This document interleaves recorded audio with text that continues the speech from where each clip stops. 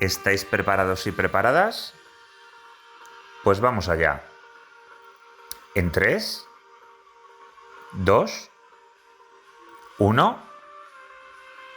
Bienvenidos y bienvenidas al podcast El Derecho y el Revés, la ley como nunca antes te la han contado, locutado por Daniela y John, donde vamos a abordar las últimas novedades legislativas que os van a ayudar con el estudio de vuestras asignaturas. Vamos a por ello. Buenos días oyentes, bienvenidos y bienvenidas a este podcast, locutado por Miguel Ecubarri, Ángela Salmón y yo, Roberto Liaño, en el que hoy hablaremos acerca de los testamentos. De manera introductoria, ¿podría usted, Ángela, comentarnos la definición de testamento? Bien, pues según el artículo 667 del Código Civil, se define el testamento como el acto por el cual una persona dispone para después de su muerte de todos sus bienes o de parte de ellos. Se considera incompleta porque, a su vez, el artículo 741 admite como válido el testamento que contenga solamente el reconocimiento de un hijo, por lo que no necesariamente debe tener un contenido patrimonial y también puede contener la confesión de lo que es un bien privativo del otro cónyuge, lo cual no es una disposición de bienes mortis causa. Bien, y ahora, Miguel, ¿podría indicarnos algunas características del testamento? Pues cuando hablamos de estamos hablando de un negocio jurídico unilateral, pues solo lo puede hacer una persona. No se aceptan los testamentos que son mancomunados por varias personas, ni aunque se realicen en otro país en el cual están permitidos. Estamos también ante un negocio jurídico personalísimo, por lo que no se puede hacer a través de un representante. Por esta razón, si una persona no puede ejercerlo, ni siquiera con apoyos, no podrá testar.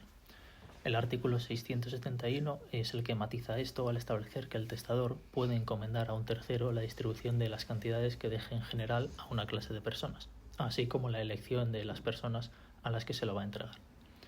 También estamos ante un negocio jurídico no recepticio, es decir, que para producir efectos no tiene por qué llegar al conocimiento de nadie, ni siquiera de los sucesores, sino que produce efectos desde que se realiza.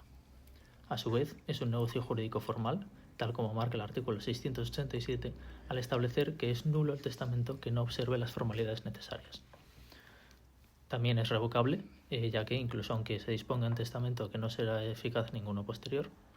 Y por último, estamos ante un negocio jurídico con eficacia post-mortem. Bien, Roberto, díganos ahora quién tiene capacidad para testar en España. Bien, pues según los artículos 662 y 663, puede testar todo aquel que no lo tenga prohibido por ley. Esto incluye a los que hayan cumplido 14 años y puedan conformar y expresar su voluntad, aunque sea con ayuda de medios o apoyos. De acuerdo, pero tengo entendido que existe una particularidad para el testamento hológrafo. Sí, en este caso el testador tiene que ser mayor de 18 años. Bueno, Roberto, continuando contigo, háblanos de los vicios de la voluntad testamentaria y cómo se interpretan según la remisión a lo que viene siendo la materia contractual.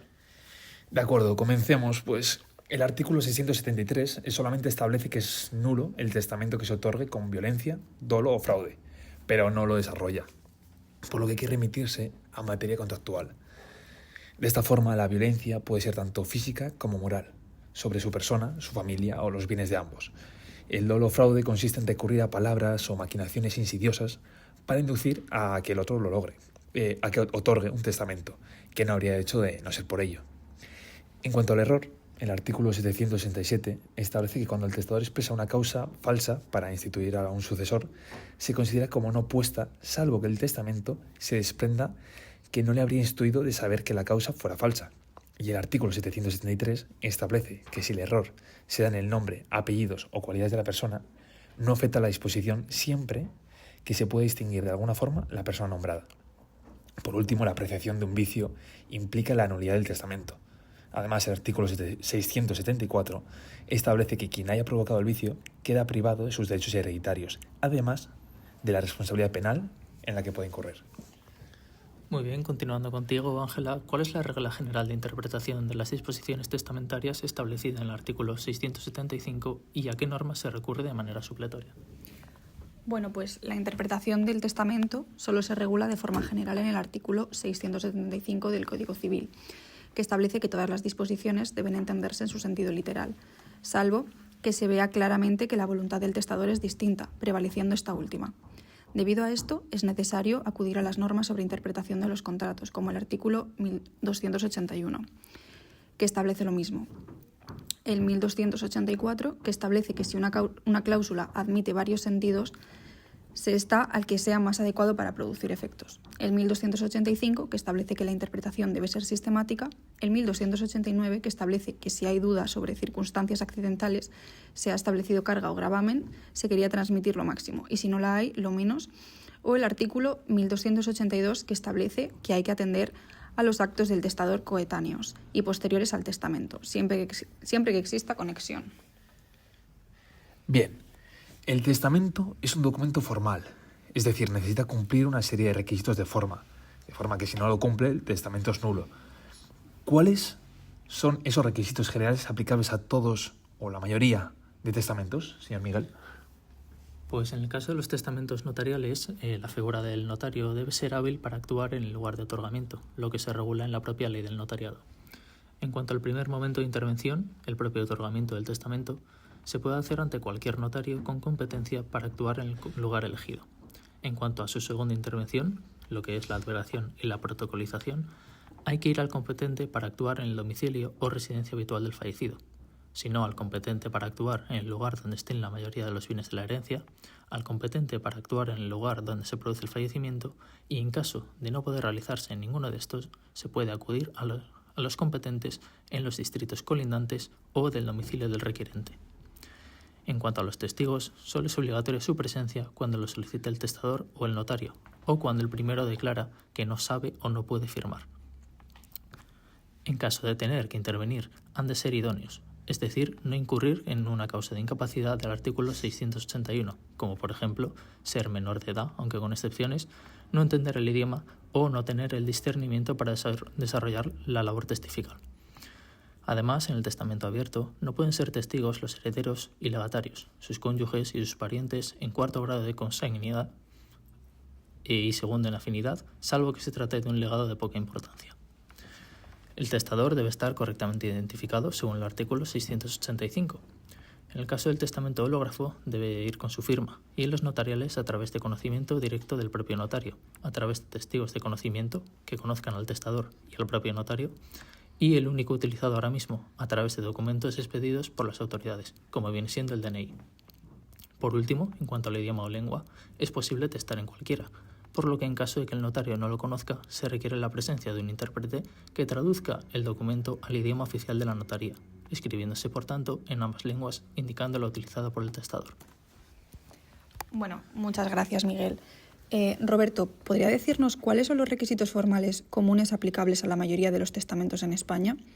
Y también qué consecuencia jurídica tendría su incumplimiento. Por supuesto. Estos requisitos incluyen la necesidad de que el notario sea hábil para actuar en el lugar de otorgamiento en los testamentos notariales, la posible necesidad de testigos idóneos en ciertos casos, la correcta identificación del testador y la posibilidad de testar en cualquier idioma con la intervención de un intérprete si el notario no lo conoce. El incumplimiento de estas formalidades, según el artículo 687, conlleva la nulidad del testamento. Muchas gracias, Roberto. Continuando contigo, Ángela, ¿puedes describir las características principales del testamento hológrafo y cuál es el procedimiento necesario tras el fallecimiento del testador para que surta efectos plenos? Por supuesto, Miguel. El testamento hológrafo ha de ser manuscrito por el testador, que a su vez ha de ser mayor de 18 años, y firmado por éste expresando claramente la fecha de otorgamiento, según el artículo 688 del Código Civil. Este mismo también especifica que si hay palabras tachadas, modificadas o entre renglones, será necesario que éstas sean salvadas por el testador con su firma, pues de lo contrario el testamento es nulo. Aunque la jurisprudencia ha matizado que si no afectan a elementos esenciales simplemente se tienen por no puestas. Además, como se trata de un documento privado, tras el fallecimiento hay que proceder a la adveración y protocolización para convertirlo en un documento público. Para esto se debe presentar en los 10 días posteriores al conocimiento del fallecimiento ante el notario competente.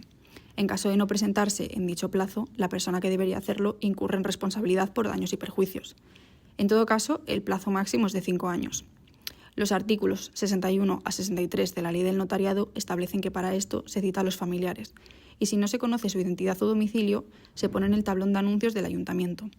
Además, el solicitante puede pedir la presencia de testigos que declaren sobre su autenticidad y, a falta de estos, el notario puede pedir una pericial caligráfica.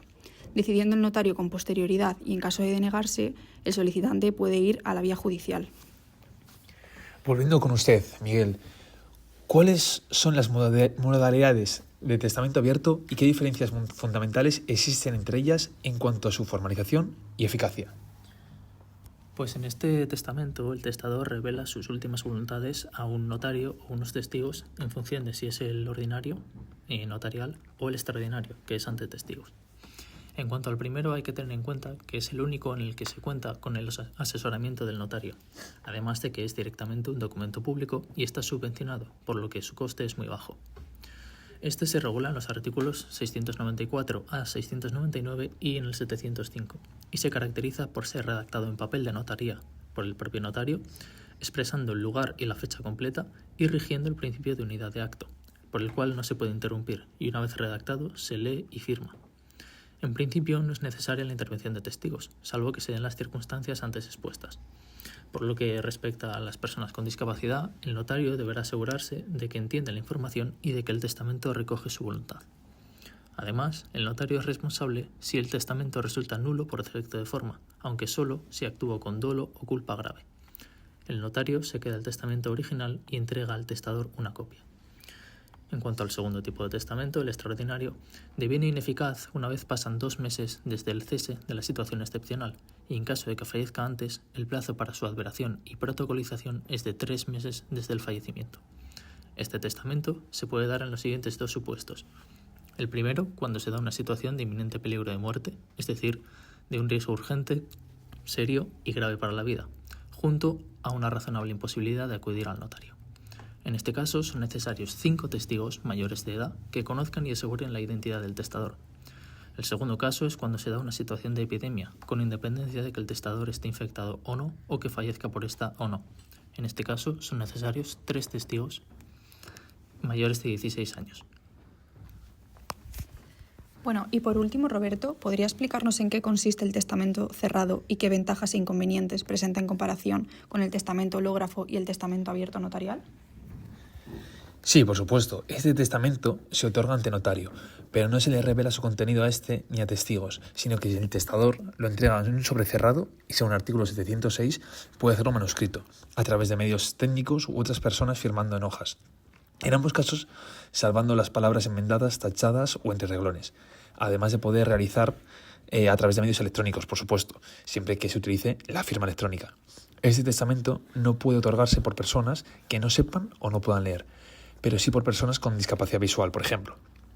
Según el artículo 707, este debe introducirse en una cubierta cerrada con el sello de la notaría, extendiendo al notario acta sobre la cubierta dando fe del lugar, la fecha, la identidad y la capacidad del sujeto, la cual han de firmar tanto el notario como el testador. El artículo 710 señala que tras la realización del acta, el notario entrega el documento al testador, manteniendo el notario copia autorizada del acta. El plazo para su presentación, una vez conocido el fallecimiento del testador, es de 10 días para proceder a su adversión o protocolización. Y en este caso, en caso de no respetar dicho plazo, por supuesto, la persona que lo tenga en su poder responde por daños causados por la delación, además de perder todo derecho a herencia si lo hizo con dolo. Igualmente, el notario responde si este es nulo por defecto de forma, de la misma forma que el testamento abierto.